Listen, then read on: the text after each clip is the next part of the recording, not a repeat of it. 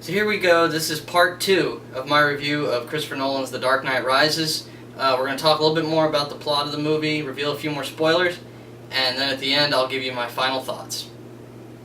Oh, and there might be little continuity issues. I got my hair cut today, so the stuff that you're about to see was shot yesterday, so that's why the different hair. Anyway, part 2, here we go.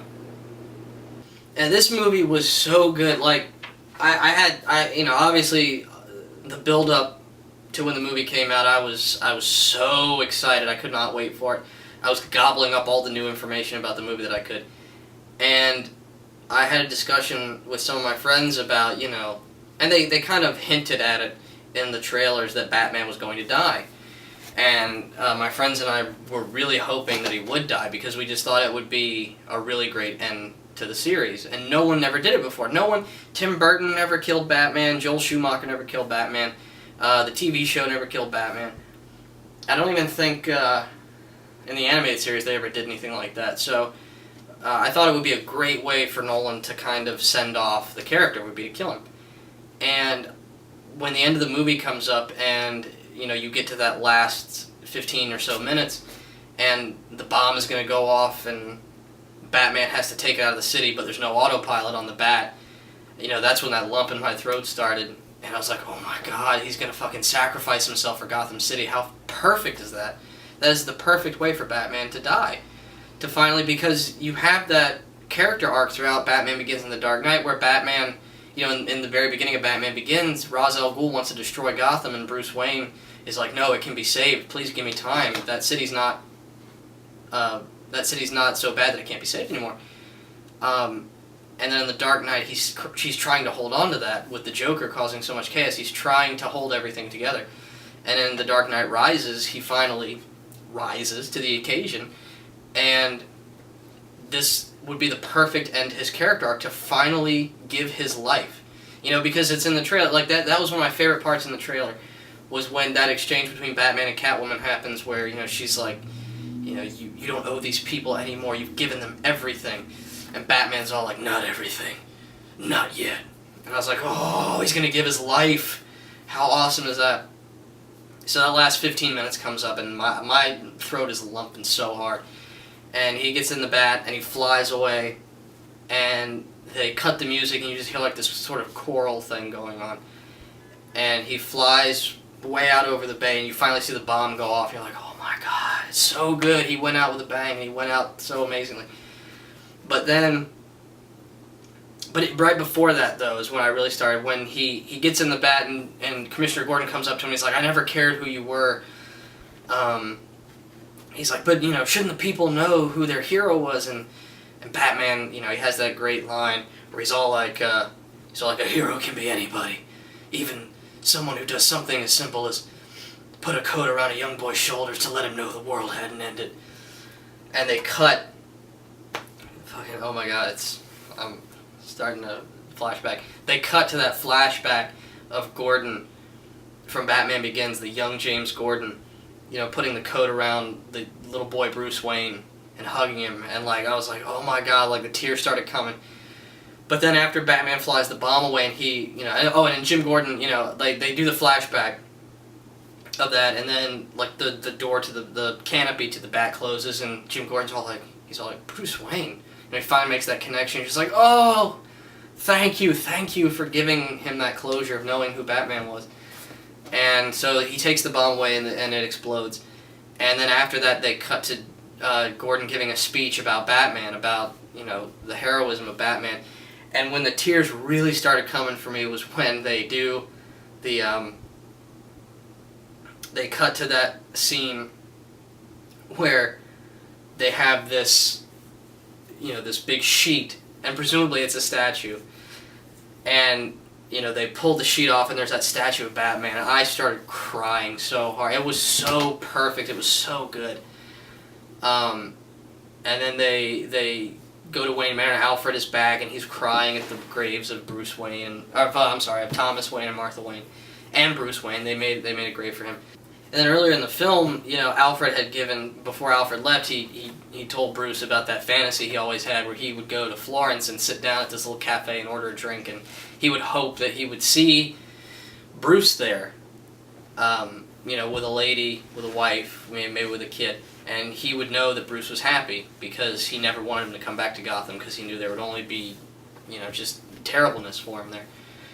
And so they finally, at the end, they go through this kind of, they intercut several things where, Lucius Fox, they've built another bat, and Lucius Fox is talking to the techs, and he's like, tell me what I could have done differently, and the guy's like, well, there was a patch on the old bat for the autopilot, and he's like, what are you talking about? He's like, yeah, 6 months ago, someone fixed it. And he's like, what's the name on the patch? And they're like, Bruce Wayne. And you're like, oh my god, he fixed the autopilot. So my first thought was, oh my god, he fixed the autopilot, but he still sacrificed his life. And I was like, wait a minute, he fixed the autopilot, he might not be dead. And so sure enough, man, and this kept me crying. John Blake, he goes to, because Bruce Wayne left a lot of stuff to a lot of different people in his will. And John Blake goes to, because apparently, John Blake finds out that Bruce Wayne left him something as well, so he goes to Wayne Enterprises to collect whatever it was that Bruce left him. He goes there, and Bruce Wayne left him this bag, and in the bag there is a piece of paper with some coordinates on it, and like a GPS and stuff, and you see Joseph Gordon-Levitt, and the coordinates lead him to the Batcave, and all this is intercut, and then they show Alfred walking to that same cafe, and you're like, oh, you know where this is going.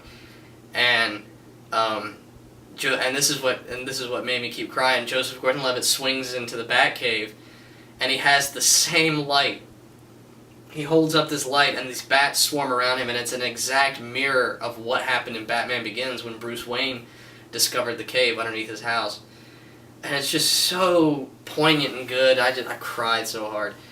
And then Alfred sits down at the table, and he gets his drink and his paper, and he looks right at the camera. And Michael Caine is such a good actor, the whole expression in his face says everything. He looks right into the camera, and he nods, and then they cut, and it's Bruce and Selina sitting at that table.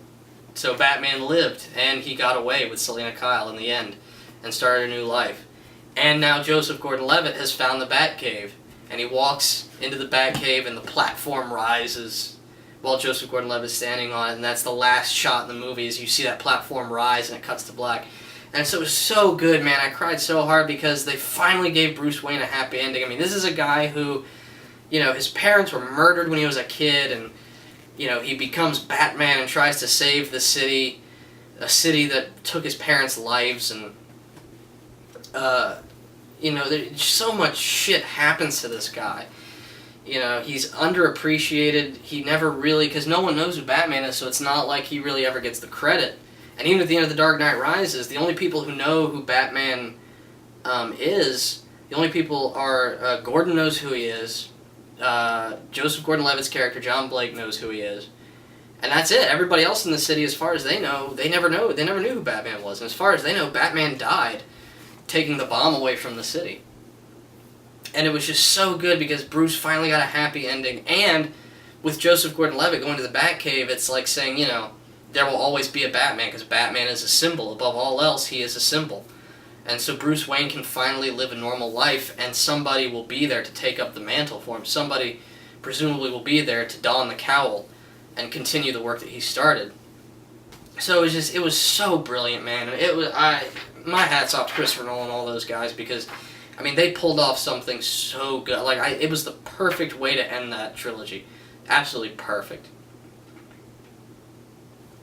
And I read some reviews, the movie has done pretty well critically. It's on Rotten Tomatoes, it's got, it's 87% right now on Rotten Tomatoes. It's got 215 fresh reviews with 33 rotten ones.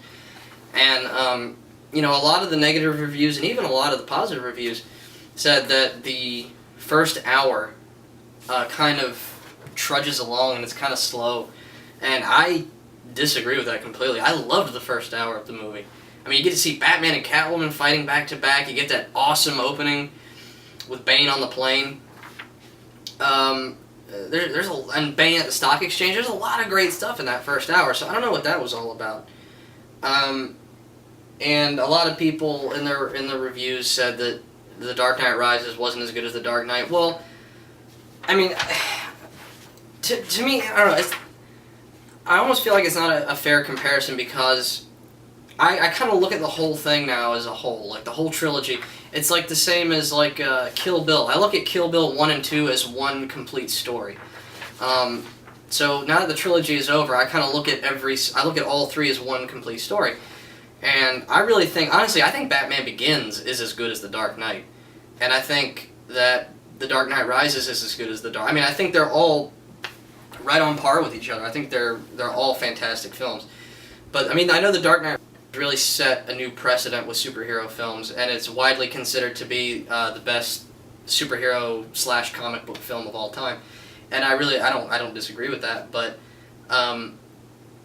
it's a little, I don't know, I just think it's a little unfair to compare it to The Dark Knight simply because I look at it as one complete story. I don't really, I'm not saying like this part of the story was better than that part. I mean, it's one whole story. If you look at it as a whole, from the start of Batman Begins all the way to the end of The Dark Knight Rises, it's a fantastic story, and it's a wonderful, wonderful trilogy. Probably my favorite movie trilogy of all time. With apologies to the original Star Wars, it's probably my favorite movie trilogy of all time.